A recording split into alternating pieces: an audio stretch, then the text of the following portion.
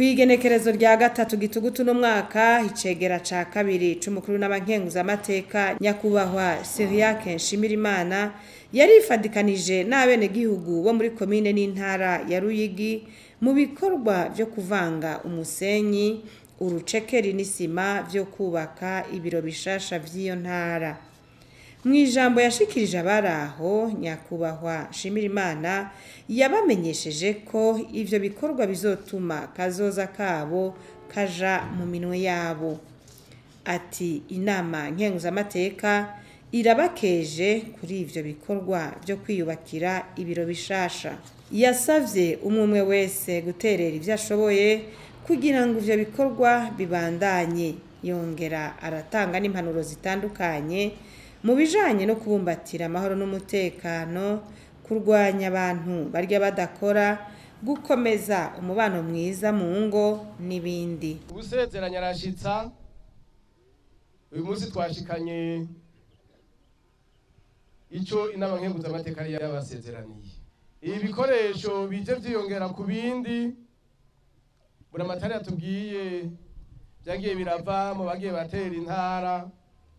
Nagenda yabwiye ko bitazi uko biza kuko bisanga muri ku kivi, kandi ibi bikoresho biza bizanywe n'abaza kunganira intara vyo vyonyene ntibishobora kubaka iyi ngoro ngo ihere.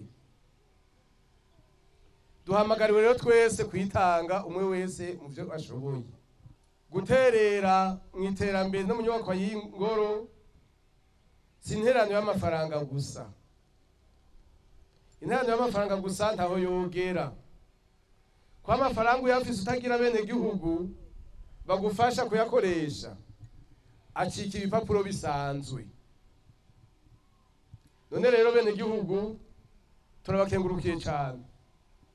Turabakengurukiye ko abarongoye mwitoreye babatera akamo bati nimuze dushira amaboko hamwe, dushira ingufu hamwe, twubaka ikintu kitwereka koko yuko dukunda intara yacu, ko muheza mukitaba.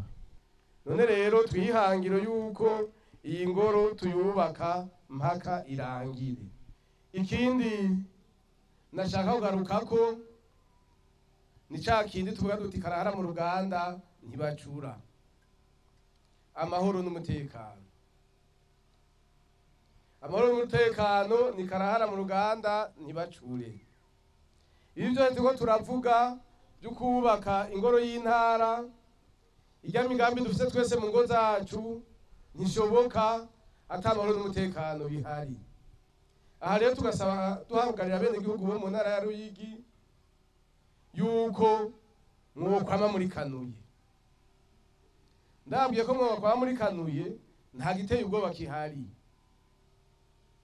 Ariko ubugizi bwa nabi uyu munsi buraza, ejo bugahera bukirabika bugasubira bukagaruka. Hano tubasaba rero yuko umwe wese ahari yobona yuko bari kumwe ari uwazi, ari uwo bari basangiye igikorwa, ari uri kugikorwa. Tugwanye cyane cyane ba bantu barya badakora, yamarigara, kuko hajya niho hava ubugizi bwa nabi, niho hava ubusuma. Nta muntu numwe yovuga ngo nabuze ico nkora, ibikorwa biruzuye.